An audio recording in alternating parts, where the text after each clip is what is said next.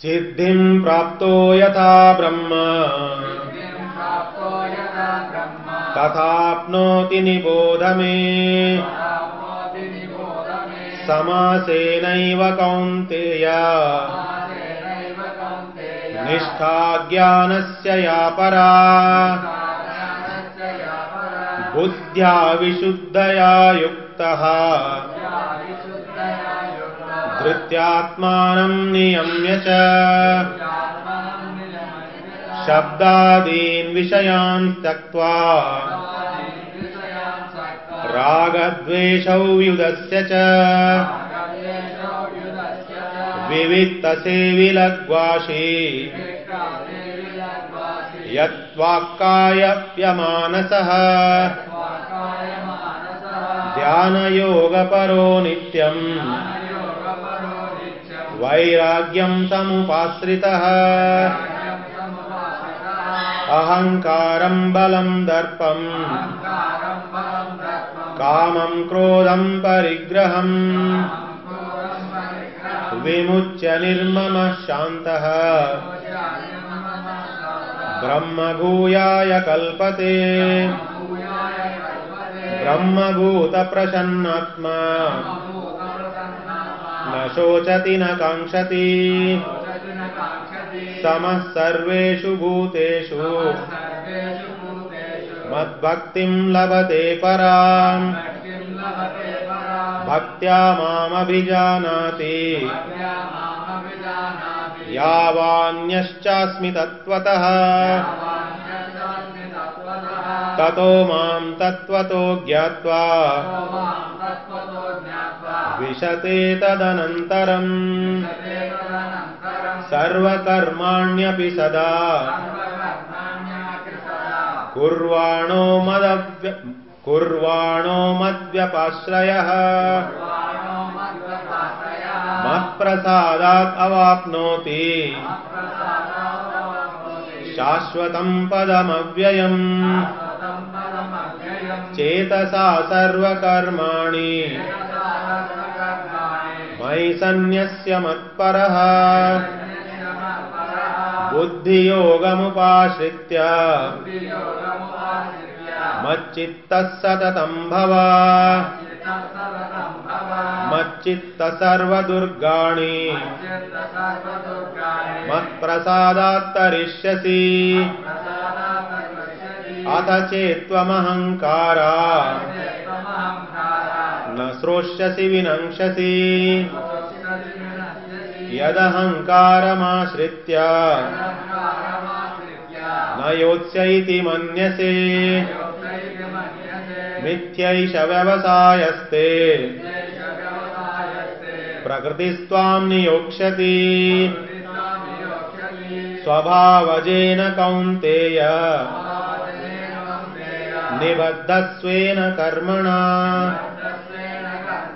कर्तुं नेच्छसि यन्मोहात् करिष्यस्य वशोऽपि तत् ईश्वरः सर्वभूतानां हृद्देशेऽर्जुन तिष्ठति भ्रामयन् सर्वभूतानि यन्त्रारूढानि मायया तमेव शरणं गच्छ सर्वभावेन भारत तत्प्रसादात् परां शान्तिं स्थानं प्राप्स्यसि शाश्वतम्।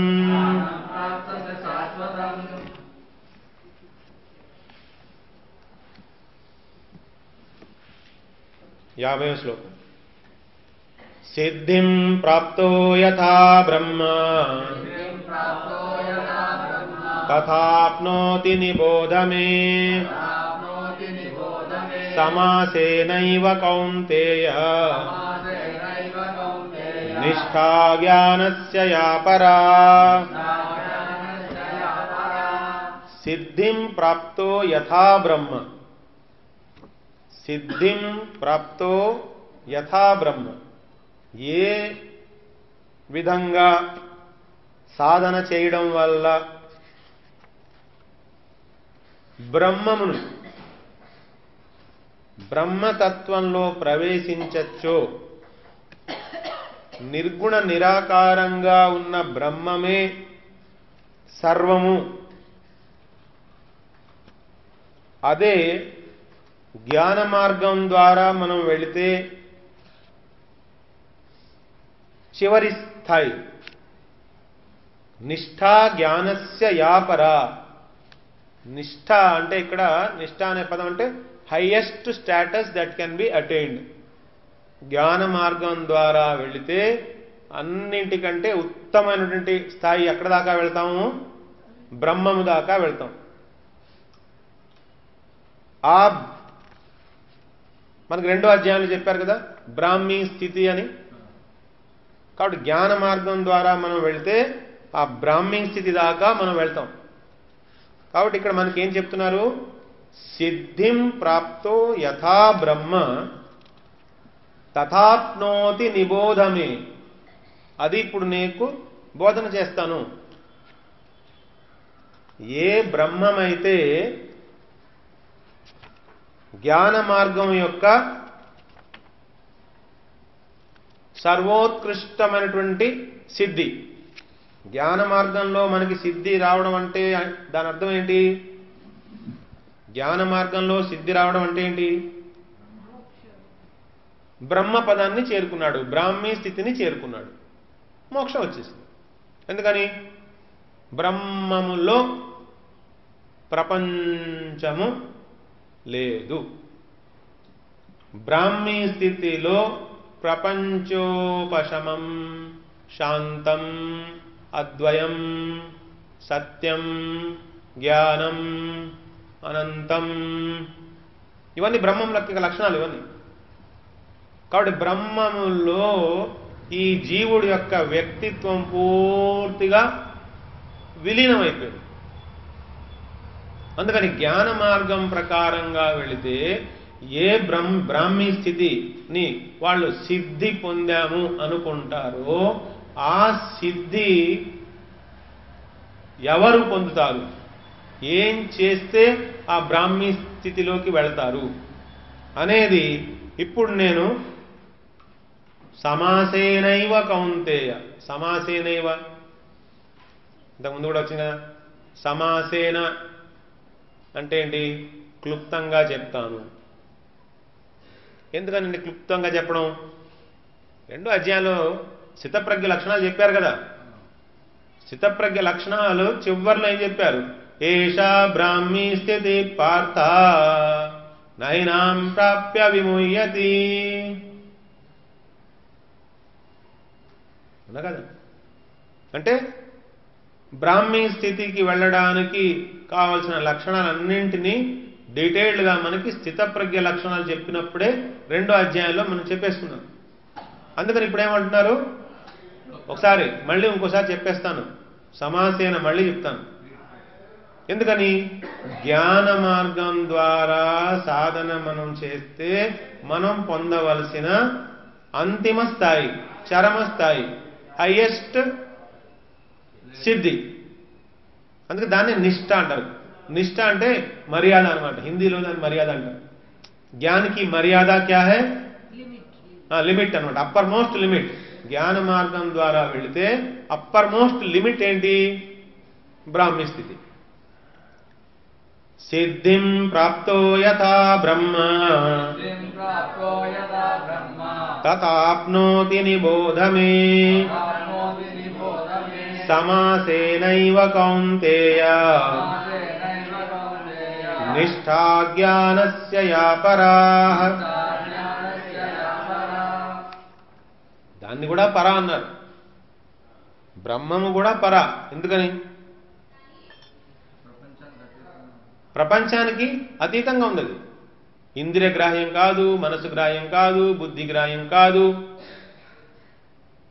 అది కూడా భగవంతుడి యొక్క అంగకాంతి. ఆ బ్రాహ్మీ స్థితి దాకా వెళ్ళడానికి ఏమేమి లక్షణాలు మనం మన వ్యక్తిత్వంలో పెంచుకోవాలి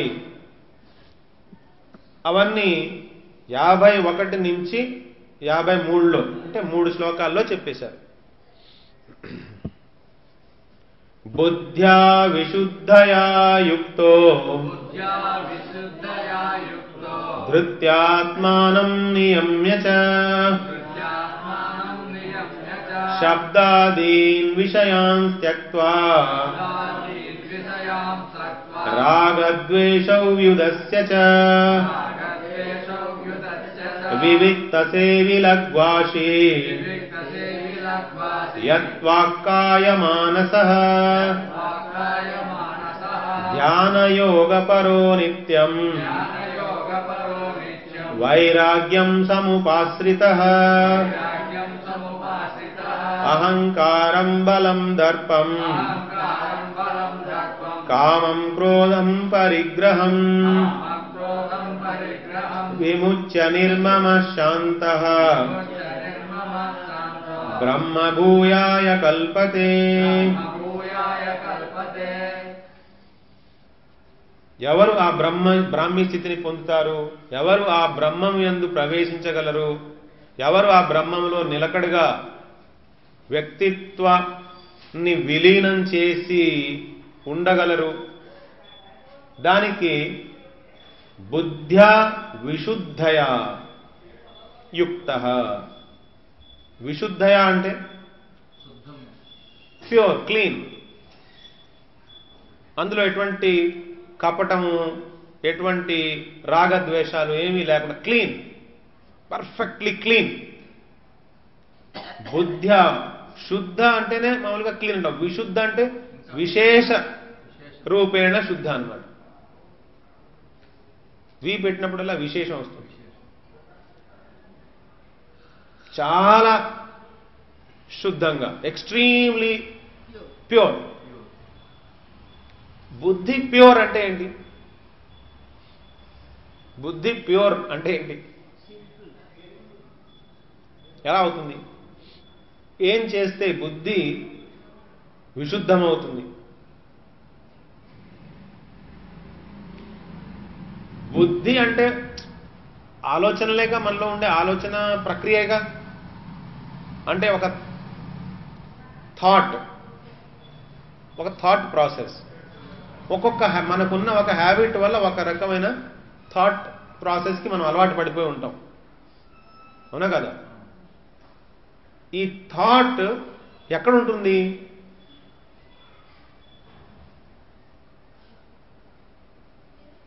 థాట్ అంటే ఆలోచన, ఊహ, ఆలోచన, కల్పన, ఇవన్నీ ఎక్కడుంటాయి?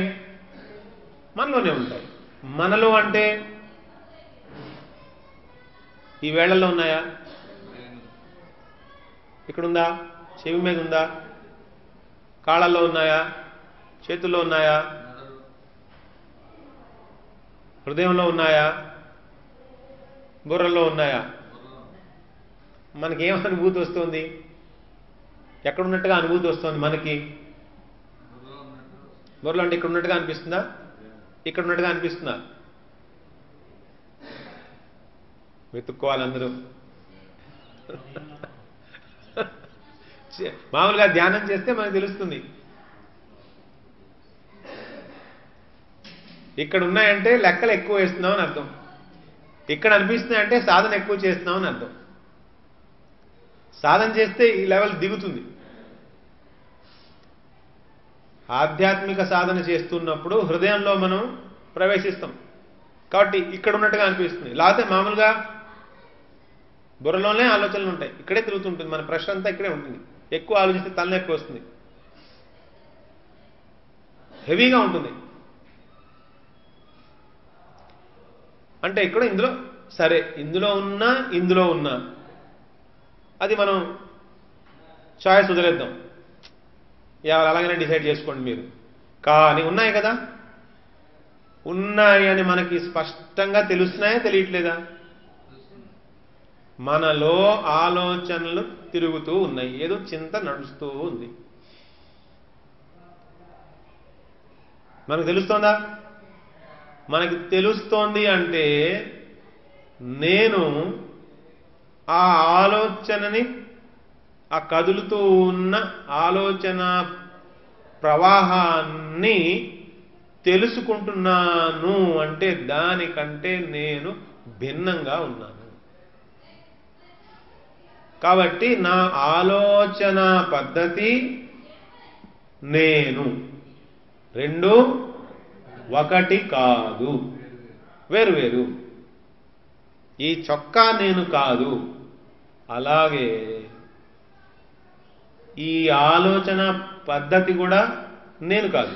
కానీ నాకెప్పుడు ఏంటో అలాంటి ఆలోచనలే వస్తాయి. మీకు ఒక రకమైన ఆలోచనలే వస్తాయి, ఆయనకి ఇంకొక రకమైన ఆలోచనలే వస్తాయి. ఒక నిర్దిష్టమైన పద్ధతిలోనే మనకు ఆలోచన ఎందుకు ఉంటుంది అంటే అది సంస్కారం వల్ల. ఒక హ్యాబిట్ ఫామ్ అయిపోయింది, ఆ రకంగా ఆలోచించే హ్యాబిట్ ఫామ్ అయిపోయింది. మనం తెలుసుకోవాల్సిన రహస్యం ఏంటంటే హ్యాబిట్ ఏదైనా సరే బ్రేక్ చేయొచ్చు, కొత్త హ్యాబిట్స్ చేసుకోవచ్చు, మార్చుకోవచ్చు. మన ఆలోచన పద్ధతుల్ని మనం మార్చుకోవచ్చు. శాస్త్ర ప్రమాణం ద్వారా, గురువు సాంగత్యం ద్వారా డెఫినెట్గా మన ఆలోచన పద్ధతిలో మార్పు తెచ్చుకోవచ్చు. మన కౌన్సిలింగ్ అంటాం, ఇప్పుడు మోడర్న్ గురువు అంటే బాగుండట్లేదు, అంటే నా కౌన్సిలర్ అడగాలండి అంటాం. చాలా మంది ఉన్నారు అలాగా, చాలా మంది కౌన్సిలర్స్ ఉంటారు. వాళ్ళు కౌన్సిలర్ అడిగి ఏం చేయాలో ఆలోచించి దాని ప్రకారం చేస్తారు. అంటే ఈ బుద్ధిని ఎలా నడపాలో వాళ్ళకి పూర్తిగా ఇంకా తెలియట్లేదు కాబట్టి కౌన్సిలర్ హెల్ప్ తీసుకుంటున్నారు. శిష్యుడు ఎలాగైతే గురువు ఆశ్రయం తీసుకున్నాడు అలాగా మనకంటే కాంపిటెంట్ పర్సన్ నుంచి గైడెన్స్ తీసుకోవడంలో తప్పేం లేదుగా. సరే, ఇప్పుడు ఈ ఆలోచన మనలోనే పుడుతోంది, మనలోనే ఉంటుంది, మనలోనే కలుస్తూ ఉంటుంది.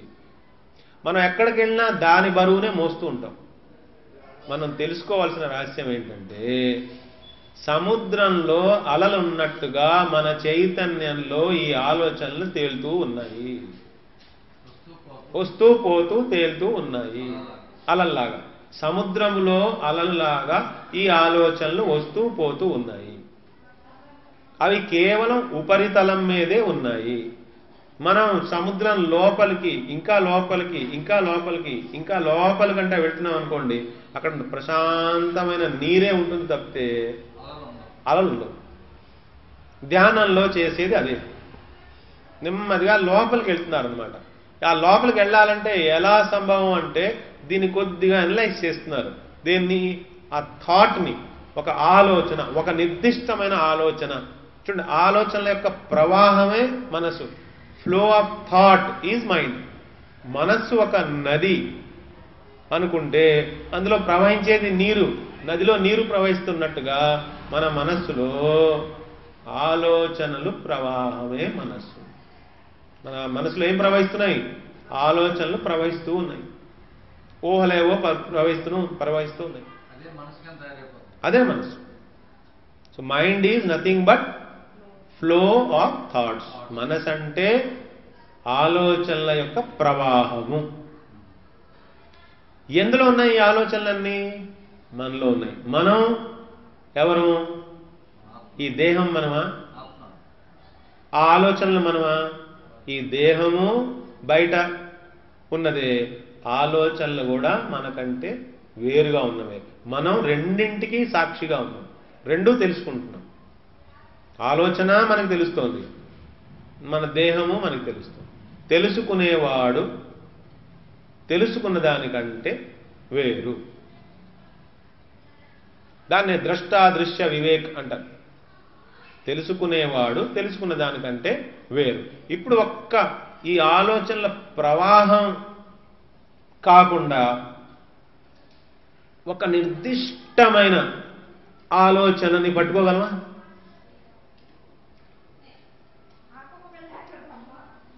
హరికృష్ణ గారు పట్టుకుంటారంట. పట్టుకున్నారే అనుకోండి, సపోజ్ అనుకున్నారనుకోండి, ఆ ఆలోచన యొక్క కంపోజిషన్ ఏంటి? ఆలోచనలో ఏముంటుంది అంటే దేంతో తయారైపడింది? నాకు తెలిసింది కదా ఆలోచన మనసులో. సపోజ్ నేను నా మనసులో ఉన్న ఒక ఆలోచనని, ప్రవాహం వెళ్ళిపోతుంది కదా, ఆలోచన ప్రవాహం ఇలా వెళ్ళిపోతుంది. నేను సడన్గా అనుకోండి కాసేపు బ్లేడ్ ఎట్టి ఇలా ఇలా కోసేసాను అనుకోండి, లేదా ఇక్కడ ఇక్కడ ఒక అడ్డు వేసేసరికి ఒక్క నిర్దిష్టమైన ఆలోచన పట్టేసుకుంటానన్నారు కదా మీరు. ఒక నిర్దిష్టమైన ఆలోచనని క్యాప్చర్ చేసాం అనుకోండి, ఫిక్స్ చేసి ఇప్పుడు దాన్ని స్టడీ చేద్దాం. ఒక నిర్దిష్టమైన ఆలోచన ఏముంటుంది? ఆలోచన దేంతో తయారై ఉంది? ఇప్పుడు సమోసా ఉందనుకోండి, సమోసా దేంతో తయారు చేశారు? మైదా పిండి ఉంది, లోపల బంగాళదుంప కూర ఉంది, నూనెలో వేయించారు, అప్పుడు సమోసా వచ్చింది. ఈ థాట్ ఎలా వచ్చింది?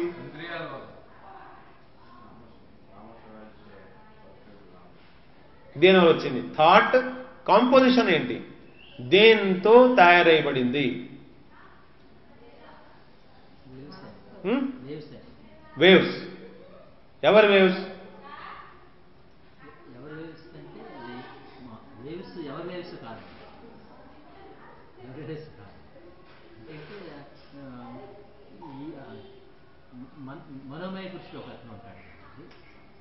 మనోమయ పురుషుడు మొత్తం మాట్లాడలేదు.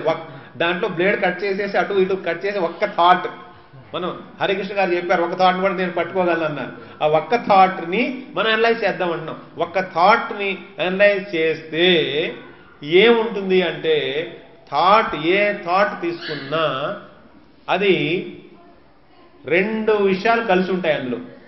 ఒకటి ఇంద్రియాలు తెచ్చిన జడ ప్రపంచంలోంచి ఇన్ఫర్మేషన్ ఒకటి ఉంటుంది.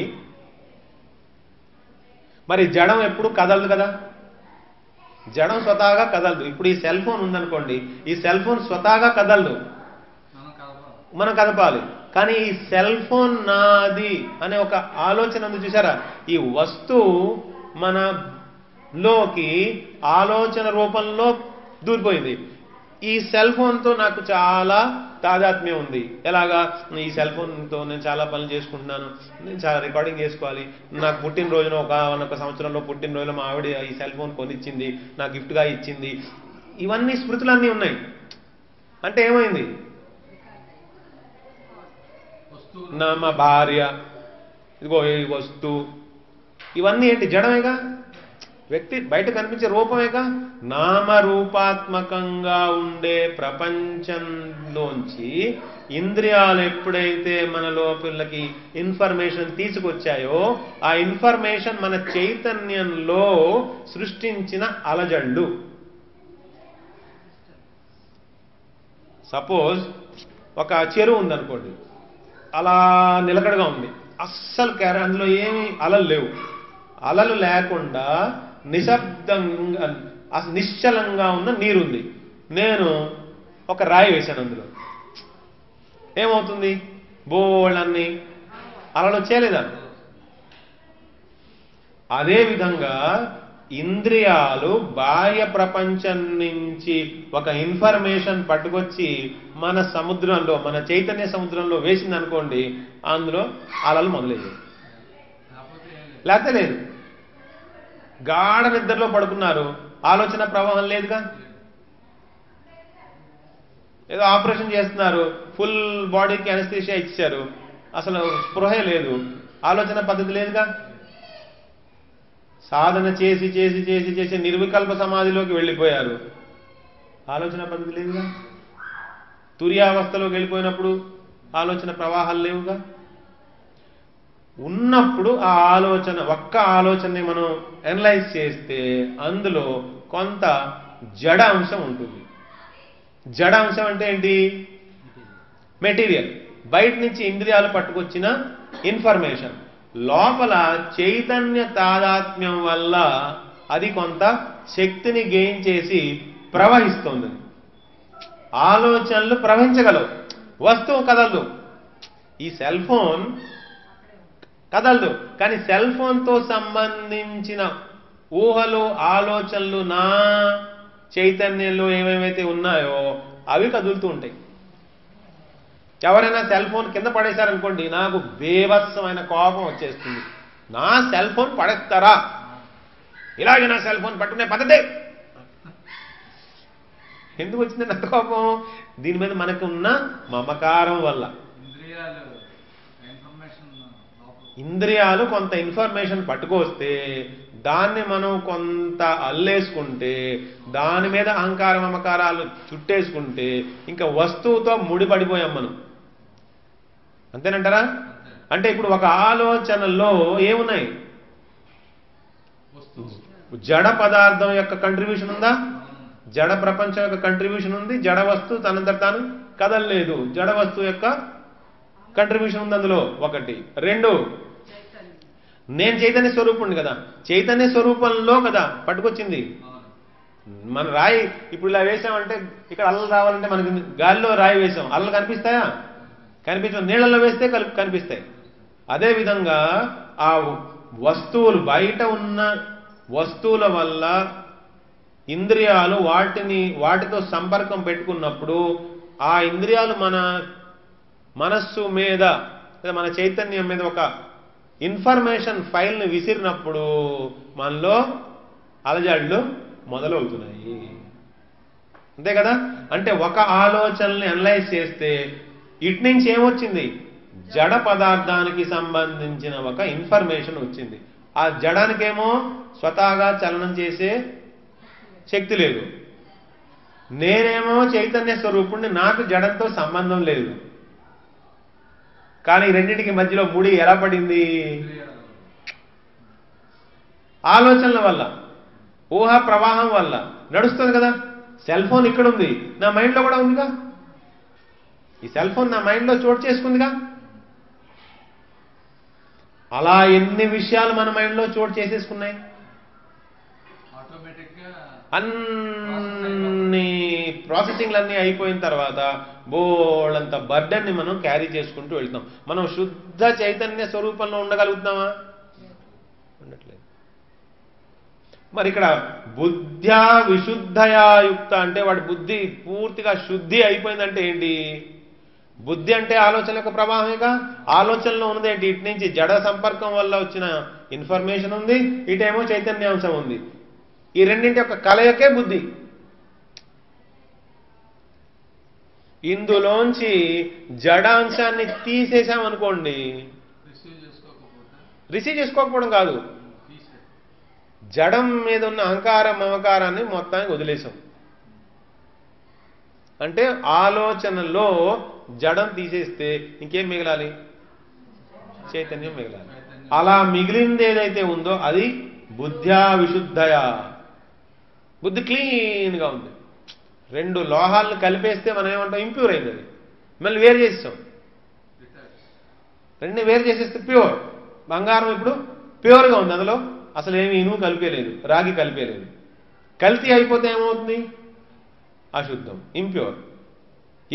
అందులో ఏమీ కలపలేదు. అంటే చైతన్యం జడం రెండు కలిసినప్పుడే ఆలోచనల ప్రవాహం మనలో తిరుగుతూ ఉంటుంది. మనం కేవలం చైతన్య స్వరూపంలో ఉంటే అది ఆలోచనల ప్రవాహం మనల్ని అసలు ఆలోచనలు లేవో. అలా ఉండగలగడమే బ్రాహ్మీ స్థితి. అంటే ఎంత వైరాగ్యం ఉంటే, ఎంత డిటాచ్మెంట్ అంటే బయట వస్తువులతో వ్యక్తులతో ఎంత వైరాగ్యం ఉంటే, ఆంతరికంగా, బాహ్యంగా ఏమక్కలే, ఆంతరికంగా ఎంత వైరాగ్యం ఉంటే ఆ స్థితిలో ఉండగలం. బుద్ధ్యా విశుద్ధయా యుక్తః ధృత్యాత్మానం నియమ్య చ. ధృత్యాత్మానం నియమ్య చ. ధృత్యాత్మానం నియమ్య చ. ధైర్యంతో మనస్సుని నిగ్రహం చేసుకున్నాడు. మనసు నిగ్రహం చేసుకోవడం అంటే ఏంటి? లేకపోతే మనసుని అలా వదిలేసామనుకోండి, ఏమవుతుంది? మళ్ళీ ఆలోచన ప్రవాహం మొదలైపోతుందిగా. కాబట్టి అక్కడి నుంచి జరిగింది ఏదో, జరగవలసింది జరిగిపోయింది. ఇప్పుడు దాని మీద రియాక్షనరీ మెకానిజం లేదు. ఇంకా ఏమైనా జరిగింది, ఆ ఇన్ఫర్మేషన్ వచ్చిన తర్వాత మన రియాక్షన్లో మనం ఏం చేస్తున్నాం? ఆ రియాక్షన్ మెకానిజం ద్వారా బోళ్ళంత థాట్స్ మనం రిలీజ్ చేస్తున్నాం. వాడికి ఆ రియాక్షన్ మెకానిజం లేదు, ఆపేశాడు. ఇన్ఫర్మేషన్ వచ్చింది, ఇంద్రియాలు చూశాయి, కళ్ళు చూశాయి, చెవులు విన్నాయి, ఇన్ఫర్మేషన్ పట్టుకొచ్చారు, టేబుల్ మీద పెట్టారు ఫైల్. మనసేమో చైతన్యంలో దూరిపోయింది. ఇన్ఫర్మేషన్ వచ్చింది, అక్కడ ఇన్ఫర్మేషన్ ఉందని తెలుస్తోంది.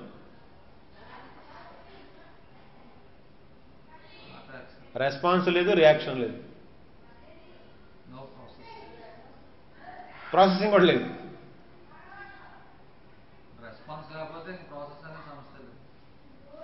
ప్రాసెస్ చేసిన తర్వాత మనం రెస్పాన్స్ రిలీజ్ చేస్తాం. అసలు రెస్పాన్స్ లేదు, ప్రాసెసింగ్ లేదు, వచ్చిందంతే, అక్కడ ఉందంతే ఫైల్. లేకపోతే ఈ ప్రపంచంలో ఏమైనా సరే కూడా నిర్మల స్థితిలో, నిశ్చల స్థితిలో ఉండగలగాలిగా. ఎలా ఉండగలుగుతాడు? అలా ఉంటేనే కానీ శాంతి లేదుగా. ఎందుకంటే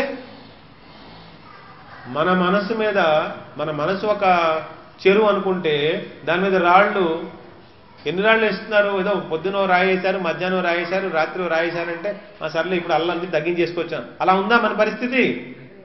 మనం మెళుకుగా ఉన్న పరిస్థితుల్లో అసలు ఎన్ని దిశల నుంచి రాళ్ళు విసురుతున్నారు మన మీద, మనకే తెలియట్లేదు.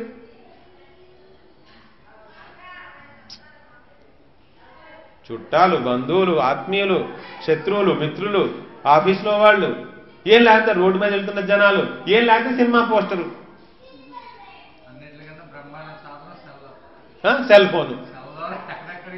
సెల్ ఫోను, ఫేస్బుక్, వాట్సప్, ఇవన్నీ అస్తమాను రాళ్ళు విసిరేస్తుంటే ఎల్ల పొద్దు నుంచి ఆయన దాకా ఇంత థాట్ మెకానిజం నడుస్తూ ఉంటే బుద్ధ్యా విశుద్ధ ఎక్కడికి వస్తుంది?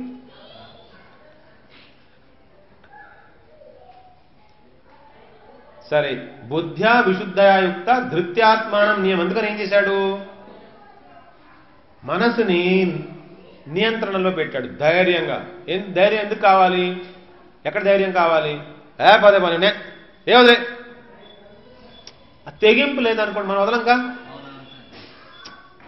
ఆ తెగింపు లేకపోతే, అలాంటి కమాండ్ మనం లోపల ఇవ్వకపోతే లోపల గింజుకుంటూ ఉంటాం. అబ్బా అలా అలా ఇలా అలా ఒకటి ఉండేవాడు, నేను ఇలా చేసేవాడు, వాళ్ళేంటి అలా ఏంది లోపల డొలుస్తూ ఉంటుంది. ఆ థాట్ డొలుస్తూ ఉంటుంది. మనకందరికీ అనుభవం, నేను పెద్ద డిస్క్రైబ్ చేయక్కర్లేదు. ఏదో ఒక థాట్ కావచ్చు, ఏదో ఒకటి కావచ్చు. అంటే ఏమైంది? మన స్థితి ఏంటప్పుడు? అలా ఏదో ఒకసారి జరిగితే కాదు, అసలు ప్రతిసారి ఏదో చిన్న చిన్న విషయాలే. మనం ఏదో పెద్ద నేరం చేసి లేదు, ఘోరం చేసి లేదు, ఇంటర్నేషనల్ రాబర్స్ ఏం కాదు. మనం చిన్న చిన్న విషయాలే, చాలా చిన్న చిన్న విషయాలే మన మనసులో చాలా పెద్ద చోటుని చేసేసుకుని అసలైన పెద్ద మనిషి ఎవరైతే ఉన్నాడో, మనీషి అన్నారు కదా ఉపనిషత్తులో, మనీషి, ఆయన్ని వదిలేసి ఈ చిన్న చిన్న విషయాలన్నీ చోటు చేసేసుకున్నాయి మన మనసులో. కానీ ఆయన ఏం చేస్తున్నాడు? ఎవరైతే బ్రాహ్మీ స్థితిలోకి ప్రవేశించాలనుకుంటున్నాడు ఆయన ఏం చేస్తున్నాడు? మనసుని నిగ్రహం ద్వారా ధైర్యంగా తెగింపు,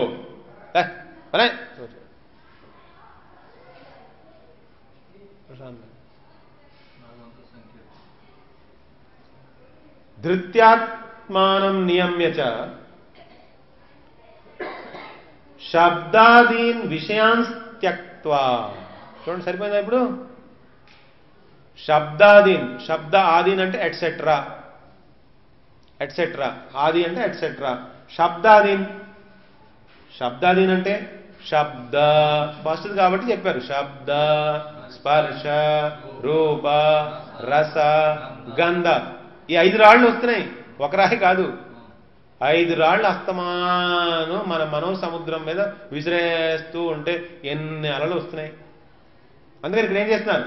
శబ్దాదీన్ విషయాన్ త్యక్త్వా, వదిలేస్తున్నాడు. శబ్దాదీన్ విషయం, శబ్దస్పర్శ రూపరసగంధాలతో, శబ్దస్పర్శ రూపరసగంధాలతో ఆ ఇన్ఫర్మేషన్ వచ్చినప్పుడు, దేని నుంచి ఇన్ఫర్మేషన్ పట్టుకొచ్చింది? ఆ విషయం మీదేగా, ఆ వస్తువు మీదే కదా, ఇంద్రియ విషయం మీదగా ఇన్ఫర్మేషన్ వచ్చింది కదా. ఏం చేశాడు ఆయన? త్యక్త్వా, మనం ఏంటి, మన వైపుకి రాకున్నా కూడా అటు ఇటు వెళ్తున్న ఇన్ఫర్మేషన్ కూడా నా వైపుకి లాక్కుని దానికి రియాక్ట్ అవుతాం మనం. అసలు సంబంధం ఉన్న విషయాల్లో రియాక్ట్ అయితే కరెక్ట్గా ఓ పద్ధతిగా ఉంటుంది. మనకు అలా లేదు, చాలా మంది పరిస్థితి అలా లేదు. వాళ్ళకి సంబంధం లేకపోయినా సంబంధం కల్పించుకుని రియాక్ట్ అవుతారు. మరి చూడండి, ఇంకా ఎన్ని కావాలని విసుకున్నారు. కానీ బ్రహ్మం వైపుకి వెళ్ళే వాళ్ళు, బ్రహ్మజ్ఞాని అవ్వాలనుకునే వాళ్ళు ఆ పని చేయరు. వాళ్ళు ఏం చేస్తున్నారు, శబ్దాదీన్ విషయాన్ త్యక్త్వా రాగద్వేష వ్యుదస్య చ, రాగద్వేషాలని వ్యుదస్య దూరంగా నెట్టేశారు. ఉంటాయి రాగద్వేషాలు ఉంటాయి మనకి, నెట్టేశారు వాళ్ళు, కావాలని బలంగా నెట్టేశారు. I like and I don't like ఈ రెండు ఫ్రేమ్లు బయట తీసి పక్కన నెట్టేశారు. ఎందుకని, ఆ కళ్ళజోడు నుంచి చూస్తున్నప్పుడల్లా రాగద్వేషాలతో చూస్తున్నాం అనుకోండి, ఈయన నా ఫ్రెండ్, అబ్బో ఈయన మా శత్రు, ఈయన న్యూట్రల్, ఇలా వచ్చేస్తుంది కదా. కాబట్టి ఏం చేస్తుంది, అలా చూడట్లేదు, నెట్టేశారు, పక్కకు తీశారు, ఆ కళజోడని తీశారు, రాగద్వేషాలు అనే కళజోడు తీశారు. రాగద్వేషం విదస్యచ వివిక్త సేవి, వివిక్త సేవి ఏకాంతంలో ఉండే అలవాటు చేసుకుంటున్నాడు. ఏకాంతంలో ఉండే అలవాటు చేసుకుంటున్నాడు. అస్తమానం ప్రపంచంతో ఉండకూడదు, కొంత టైం మనకి కేటాయించుకోవాలి. ముందు అసలు సాధన కాలంలో పగలు, మధ్యాహ్నం, సాయంత్రం, రాత్రి ఎప్పుడైతే మనం ఫ్రీ టైం దొరుకుతుందో, దొరకదు టైం, మనం దొంగిలించుకోవాలి టైంని. టైం దొరకదు ఏంటి, ఆ టైంని మనం తీసుకోవాలి.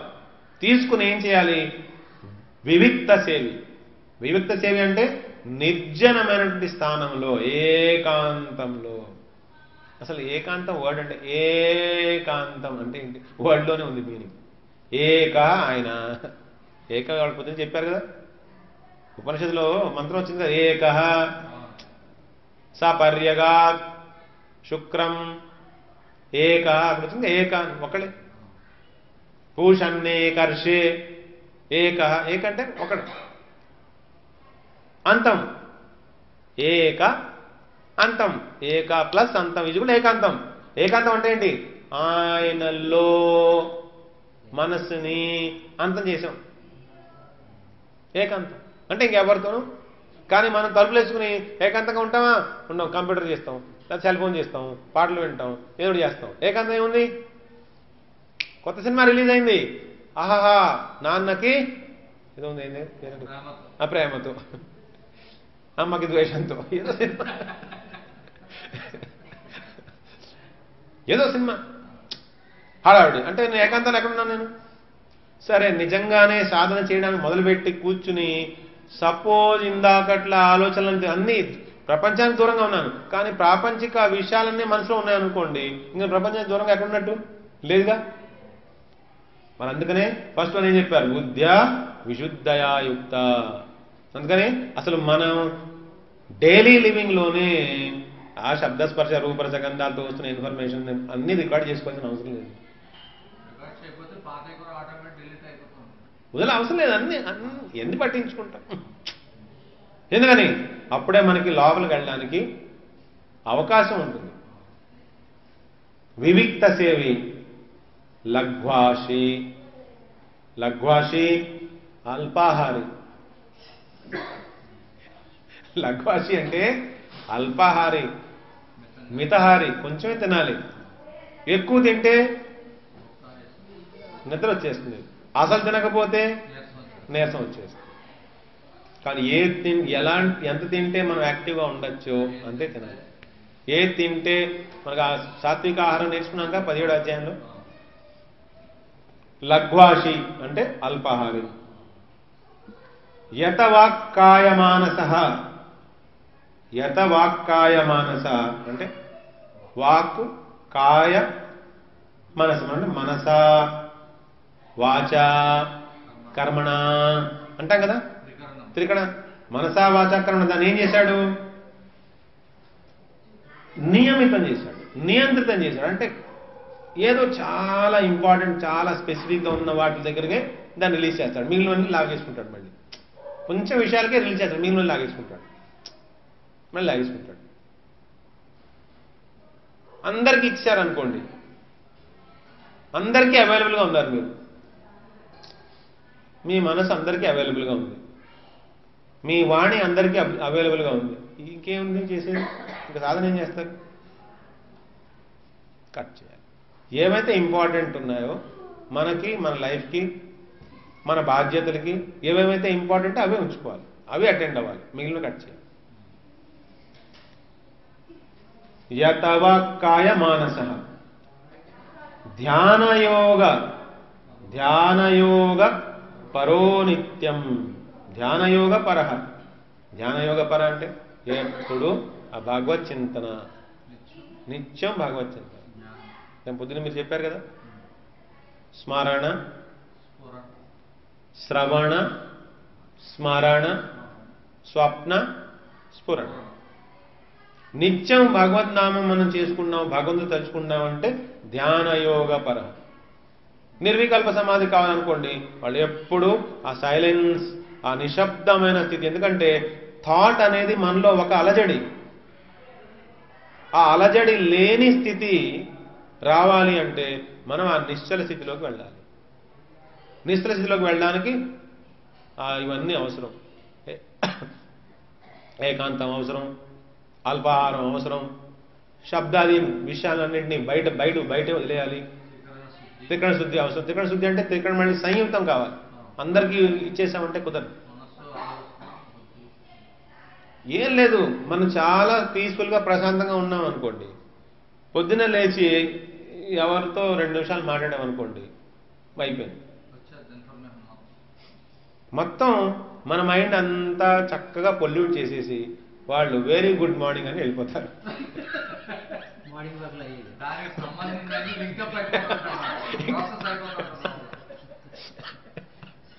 అయిపోయింది.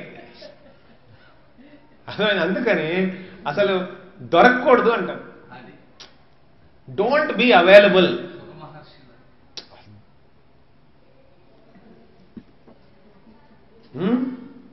యతవాక్కాయ మానస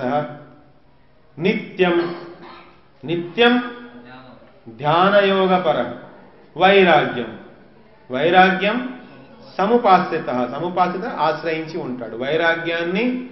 వైరాగ్యం అంటే ఏంటి? మానసికంగా బాహ్య ప్రపంచాన్ని పట్టుకోకుండా ఉండడం. అంటే నేను ఇల్లు వదిలేసి ఎక్కడికో హిమాలయాలకు వెళ్ళేంత మాత్రాన్ని అయిపోదు. అసలు ఇంకో రాశి చెప్పమంటారా? ఉపనిషత్తులు మంత్రాలు రాసిన వాళ్ళల్లో చాలా మంది గృహస్థులే, ఎక్కువ మంది గృహస్థులే. ఎందుకని?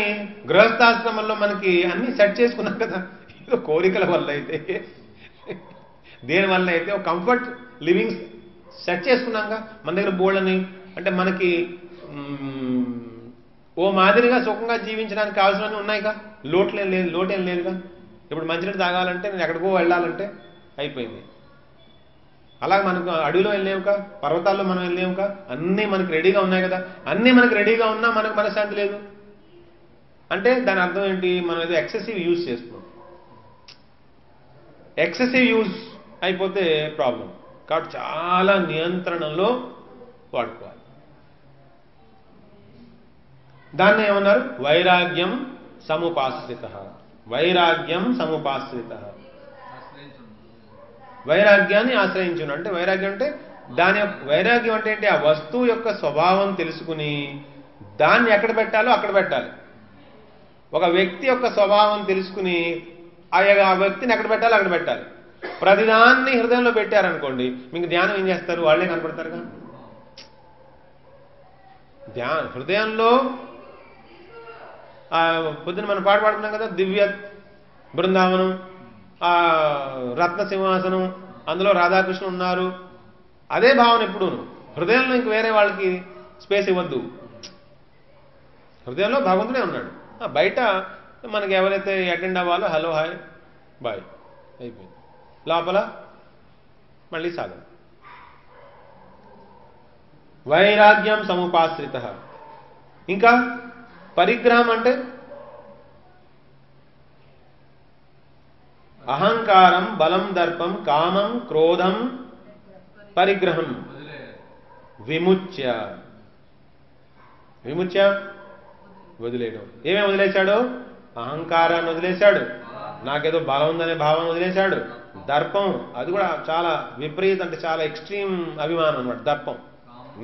నేను చాలా పెద్ద కులంలో పుట్టాను, నాకు చాలా మా ఫ్యామిలీ బ్యాక్గ్రౌండ్ చాలా గొప్పది, నాకు ఇది, నా బోళ్ళ ధనం ఉందని ఏదో ప్రాపంచిక విషయాలు చూసుకుని అదిగా అహంకారం అన్నమాట. అహంకారం బలం దర్పం కామం క్రోధం పరిగ్రహం. పరిగ్రహం అంటే మనకి ఎవరైనా ఆయన ఇస్తే అవి స్వీకరించడం. ఎవరిని వదిలే తీసుకోడు. ఎందుకని? తీసుకున్న దగ్గర నుంచి వాళ్ళకి మన మీద ఎక్స్పెక్టేషన్ ఉంటుంది, ఇష్టం ఉండదు, అవసరం లేదు, ఏం అవసరం లేదు, నేను ఇది లేకుండా నేను సుఖంగానే ఉన్నాను కాదండి, మీకు సుఖంగా ఉంటుంది, నేను సుఖంగానే ఉన్నాను, ఎందుకు ఇది?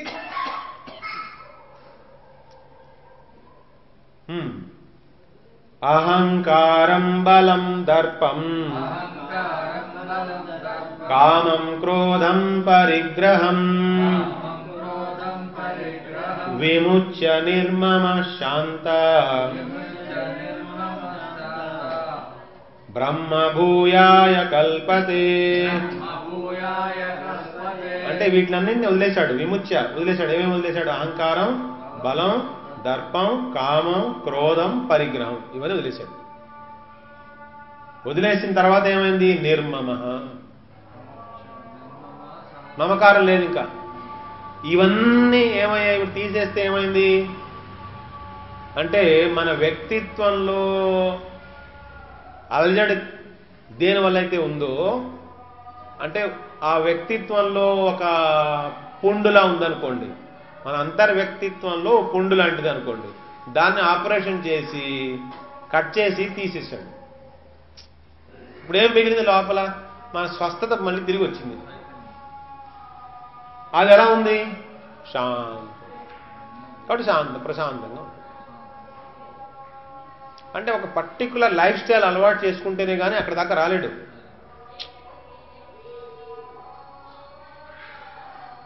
అప్పుడు ఏమైంది? బ్రహ్మభూయాయ కల్పతే. బ్రహ్మభూయాయ కల్పతే, బ్రహ్మానుభూతిని పొందడానికి కావలసిన అర్హతని పొందాడు. కాబట్టి మనకి బ్రహ్మానుభూతి కావాలంటే ఈ లక్షణాలన్నీ వచ్చే విధంగా మన డైలీ లైఫ్ ఉండాలి, డిజైన్ చేసుకోవాలి.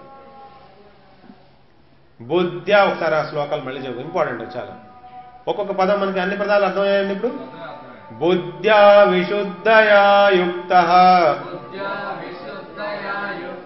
ధృత్యాత్మానం నియమ్య చ శబ్దాదీన్ విషయాన్ త్యక్త్వా రాగద్వేషౌ వ్యుదస్య చ వివిక్తసేవిలగ్వాషీ యతవాక్కాయ మానసః ధ్యానయోగపరో నిత్యం వైరాగ్యం సముపాశ్రితః అహంకారం బలం దర్పం కామం క్రోధం పరిగ్రహం విముచ్య నిర్మమ శాంతః బ్రహ్మభూయాయ కల్పతే. బ్రహ్మభూత ప్రసన్నాత్మా న శోచతి న కాంక్షతి సమః సర్వేషు భూతేషు మద్భక్తిం లభతే పరాం. అలా ఇందాక మనకేం చెప్పారు? బ్రహ్మములో ప్రవేశించడానికి, ఆ బ్రహ్మానుభూతిని పొందడానికి కావలసిన అర్హతని పొందుతాడు. ఆ అర్హతని పొందాడు కదా, అలాగే ఉంటే ఏమవుతుంది? దూరతాడు, బ్రహ్మానందంలోకి దూరతాడు. అప్పుడు వాడిని ఏమంటారు? బ్రహ్మానందంలో దూరిపోయాడు అనుకోండి, వాడిని ఏమంటారు? బ్రహ్మభూత. బ్రహ్మభూత అంటే బ్రహ్మములో ప్రవేశించి బ్రహ్మములో నిలకడగా ఉన్నాడు, నిలకడగా ఉన్నాడు. మరి బయటికి రాడా అంటే వస్తాడు, బయటికి రాడా? వస్తాడు. కానీ బయటికి వచ్చినా కాదు, ఒక నిర్దిష్టమైన ప్లాన్ ప్రకారంగా బయటకు వచ్చి ఏ మంచి పని చేయాలనుకుంటున్నాడో చేసేసి మళ్ళీ ఆ డ్రెస్ తీసేసి మళ్ళీ లోపలికి వెళ్ళిపోతాడు. ఇప్పుడు ఒక ట్రాఫిక్ పోలీస్ ఆఫీసర్ ఉన్నాడు అనుకోండి, ఒక ట్రాఫిక్ పోలీస్ ఉన్నాడు. ఆ ట్రాఫిక్ పోలీసు ఒక నిర్దిష్టమైన డ్రెస్ వేసుకుని రోడ్డు మీద ఉంచవాలి. 8 గంటల నుంచి, పొద్దున్న 8 గంటల నుంచి సాయంత్రం 4 దాకా డ్యూటీ అనుకోండి. ఒక నిర్దిష్టమైన డ్రెస్ వేసుకుని నుంచోవాలిగా, డ్యూటీ చేయాలిగా. చేసిన తర్వాత మళ్ళీ ఇంటికి వచ్చినాక ఏం చేస్తాడు? ఆ డ్రెస్ మళ్ళీ హ్యాంగర్ పెట్టేసి హ్యాంగర్ని గోడకు తగిలించేసి శుభ్రంగా స్నానం చేసి మళ్ళీ లుంగి పచ్చని కట్టుకుని హాయిగా ఫ్రెష్గా ఉంటాడు, ఫ్రీగా ఉంటాడు. అవునా కదా? అదేవిధంగా ఈ బ్రహ్మజ్ఞాని ఏం చేస్తాడు? బాహ్య ప్రపంచంలో ఉన్న వ్యక్తులకి, అజ్ఞానంలో కొట్టుకుపోతున్న వాళ్ళకి, వాళ్ళ మీద ఆయనకి జాలి కలిగింది అనుకోండి, వాళ్ళందరికీ జ్ఞానాన్ని పంచాలనుకున్నాడు అనుకోండి. అయ్యో నాకు నా గురువు కృప వల్ల లేకపోతే శాస్త్రం కృప వల్ల నాకు ఒక జ్ఞానం వచ్చింది, ఈ జ్ఞానం కేవలం నా దగ్గర దాకానే ఎందుకు ఉండాలి, అందరికీ పంచాలనుకున్నాడు అనుకోండి. ఆయన ఏం చేస్తాడు? ఓ డ్రెస్ వేసుకుంటాడు, ఒక కోడ్, డ్రెస్ కోడ్ ఒకటి, కాండక్ట్ కోడ్ ఒకటి. అవన్నీ ఏంటి? ఒక పాత్ర అన్నమాట, ఒక డ్రెస్ వేసుకుంటాడు. దేనికోసం? అది డెలివర్ చేయడం కోసం. ఆ జ్ఞానాన్ని, ఆ శాంతిని, ఆ ఆనందాన్ని మనందరినీ పంచడం కోసం ఆ డ్రెస్ వేసుకుంటాడు. బయటకు వస్తాడు, పనిచేస్తాడు. లోపలికి వెళ్ళిన తర్వాత ఇందాక ట్రాఫిక్ పోలీస్ ఏం చేశాడు? ఆ డ్రెస్ మళ్ళీ తీసేస్తాడు కదా. ఆ దేహము, ఇంద్రియాలు, మనసు, బుద్ధి, ఆ డ్రెస్ అంతా తీసేస్తాడు. మళ్ళీ బ్రహ్మంలో నిలకడగా ఉంటాడు. ఎందుకన్నా టెక్నిక్ తెలిసిపోయింది ఆయనకి, అందులో ఎలా దూరాలి, ఎలా బయటికి రావాలి. మనకి అసలు టెక్నిక్ మాట దేవుడి వరకు మనం బాగా ప్రపంచంలో ఇరుక్కుపోయాం. మనమేమో ప్రపంచంలో ఇరుక్కుపోయాం, అసలు టెక్నిక్ ఉందని కూడా సంగతి తెలియట్లేదు. ఒక టెక్నిక్ ఉంది, ఆ టెక్నిక్ ద్వారా మన రెస్పాన్సిబిలిటీస్ అన్నింటినీ పూర్తి చేసుకుంటూ ఆయన భగవంతుడు మనకి కేటాయించినవి అని తెలుసుకుని ఎంజాయ్ చేస్తూ లైఫ్ని వైరాగ్యయుక్తంగా ఎంజాయ్ చేయాలి. అందులో వైరాగ్యం ఉంది, ఎంజాయ్మెంట్ ఉంది. లడ్డూ తినలేదా అంటే అబ్బాయి తిన్నాం, కానీ వైరాగ్యం ఉందా అంటే వైరాగ్యం కూడా ఉంది. భగవంతుడు ప్రసాదం అనుకుని తినేసి ఇంకా కావాలని లేదు, ఇంకెవరికి పెట్టకూడదు, నేనే తినేయాలని లేదు. అది ఇంకా ప్రమాదం కదా, దాచేసుకుందామనే బుద్ధి లేదు. అందుకని లఘ్వాసి అన్నారు. లఘ్వాసి అంటే అల్పాహారి. కాబట్టి 51, 52, 53 బ్రహ్మములో ఆ బ్రహ్మానుభూతిని పొందడానికి కావలసిన అర్హత మనకి తెచ్చే లక్షణాలు. అవన్నీ మనం పెంపొందించుకుంటే మనం ఎక్కడి దాకా వస్తాం? బ్రహ్మభూత, బ్రహ్మములో మనం ప్రవేశించినప్పుడు మన స్టేటస్ ఏంటి? ఇప్పుడు బ్రహ్మభూతం. మనం ప్రజెంట్ స్టేటస్ ఏంటి? ప్రపంచభూతం. మనం ప్రజెంట్ స్టేటస్ ప్రపంచభూతం. పోనీ ప్రపంచభూతం అంటే ఆనందభూతమా? అబ్బబ్బే, రాగద్వేషభూతం. ఏదో కొత్త కొత్త పదాలు కనుక్కుంటున్నాను నేను.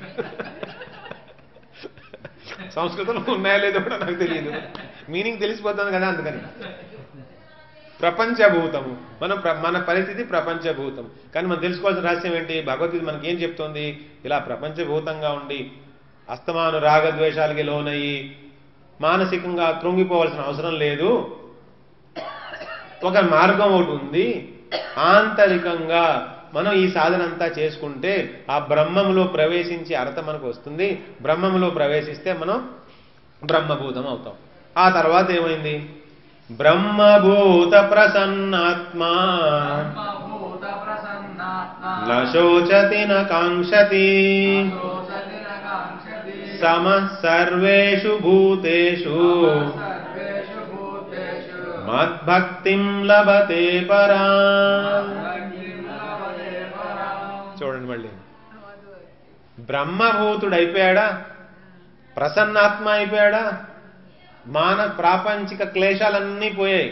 ప్రాపంచిక క్లేశాలన్నీ పోగా ఆయన ప్రసన్న చిత్తుడు అయిపోయాడు. బ్రహ్మీభూతుడు కదా, ఇప్పుడు బ్రహ్మభూతుడు కదా. రెండో అధ్యాయంలో బ్రాహ్మీ స్థితి చెప్పారుగా, అదే చెప్తున్నారు మళ్ళీ. ఆ బ్రహ్మభూతుడు అయిపోయిన తర్వాత ఏమైంది? నా శోచతి, నా శోచతి. పొద్దున క్లాసు మనం చెప్పుకున్నాం, నా తత్ర కా శోక కా మోహ. ఆయనకి ఇంక మోహం ఏముంటుంది, ఆయనకి ఇంకా శోకం ఏముంటుంది, కొన్ని చెప్పిందిగా. నా శోచతి, దుఃఖించడు. నా కాంక్షతి, ఏం ఆశించడు. బ్రహ్మభూత ప్రసన్నాత్మ నా శోచతి నా కాంక్షతి. ఎప్పుడు కూడా శోచతి అంటే దుఃఖించడం. దేనికోసం దుఃఖిస్తామా మనం? భవిష్యత్తు కోసం దుఃఖిస్తామా? అబ్బే, గతంలో నా దగ్గర ఏదో ఉంది, అది పోయిందని దుఃఖం. ఏదో నా దగ్గర ఉండేది, అది పోయింది. నా సెల్ ఫోన్ పోయింది, అది బాధ. పోయింది కదా, మళ్ళీ మా ఆవిడ కొనిపెడుతుందో లేదో. మళ్ళీ నా బర్త్డే ఎప్పుడు వస్తుంది, మళ్ళీ బర్త్డే వస్తే మళ్ళీ కొంచెం యాక్షన్ చేస్తే నా సెల్ ఫోన్ పోయింది, నా సెల్ ఫోన్ పోయింది 2 సార్లు గుర్తు చేస్తే మళ్ళీ కాంక్షతి. కాబట్టి దుఃఖం ఎప్పుడు మనకి ఏదో ఉంది, పోగొట్టుకున్నాము. కాంక్షత అంటే భవిష్యత్తులో రావాల్సింది వస్తుందా లేదా, ఇది మన ఆలోచన. ఏదైనా కావచ్చు. నేను ఊరికే ఎగ్జాంపుల్కి సెల్ ఫోన్ పెట్టాను, అక్కడ ఏమైనా పెట్టుకోండి మీరు. ఆ సెల్ ఫోన్ తీసేసి మన మనసులో మన థాట్ మూవ్మెంట్ మనం చూస్తే అవే ఉంటాయి. ఏవైతే పోయాయో దాని మీద దుఃఖం శోచితి, ఏవైతే రావాలో దాని మీద కాంక్షతి.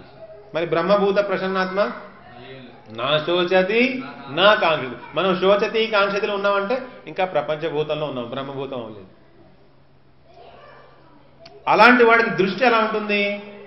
సమ సర్వేషు భూతేషు, అందరిలోని సమానంగానే చూస్తాడు. ఎందుకని? ఉపనిషత్తు మనకు చెప్పింది, యస్తు సర్వాణి భూతాని ఆత్మన్యేవాను పశ్యతి. ఎవరైతే ఆత్మని అందరినీ ఆత్మలోనూ చూస్తాడో తతోన విజుగుప్సతే, ఇంకా ఎవరిని ద్వేషించడు. ద్వేషం మిగలడానికి అవకాశం లేదు. సమ సర్వేషు భూతేషు, అందరిలోనూ సమానంగా చూస్తాడు. అక్కడ దాకా వస్తే అప్పుడు హీరో గారు మళ్ళీ ఎంట్రీ. ఆయన ఏం గ్రాంట్ చేస్తాడు? ఆయన మద్భక్తిం లభతే పరా. అప్పుడు అలాంటి వాడికి నా భక్తిని నేను గ్రాంట్ చేస్తాను, నా భక్తిని పొందుతాడు వాడు. ఎందుకని? నా దివ్య మంగళమైనటువంటి రూపాన్ని గురించి తెలుసుకోవడం వాడికి ఇంకా కష్టం కాదు. ఎందుకంటే బ్రహ్మజ్యోతి దాకా వచ్చేసిన వాడు ఏమని ప్రార్థిస్తున్నాడు? హిరణ్మయేన పాత్రేణ సత్యస్యాపిహితం ముఖం తత్వం పూషన్న పావృణు సత్యధర్మాయ దృష్టయే.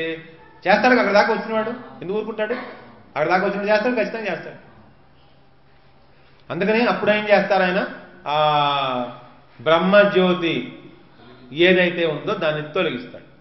తొలగిస్తే ఏమో, బ్రహ్మజ్యోతి తొలగిస్తే ఏముంది? శ్యామసుందర ముఖం. అప్పుడు సంవిత్ వృత్తి ద్వారా ఈయనలో అంతర్చక్షుకి తనకి కనెక్షన్ పెడతాడు అనమాట. భక్తి మద్భక్తి లభతే పరాం. మామూలు భక్తి కాదు, పరాం, సుప్రీం.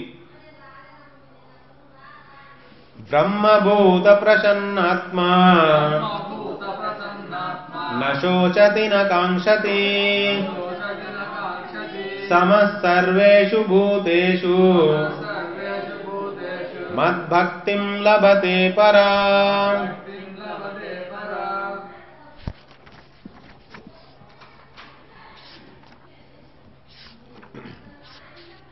భక్త్యా మామభిజానాతి యావాన్యశ్చాస్మి తత్వతః తతో మాం తత్వతో జ్ఞాత్వా విశతే తదనంతరం. అలా నేను భక్తిని ఆయనకి గ్రాంట్ చేస్తే మద్భక్తిం లభతే పరాం, నా యందు పరాభక్తి కలిగి ఉంటాడు కదా. అలా పరాభక్తి కలిగినప్పుడు ఏమవుతుంది? భక్త్యా మాం అభిజానాతి. భక్త్యా మాం, మాం అంటే నన్ను, భక్తి అంటే భక్తి ద్వారా, భక్తి ద్వారా నన్ను తెలుసుకుంటాడు.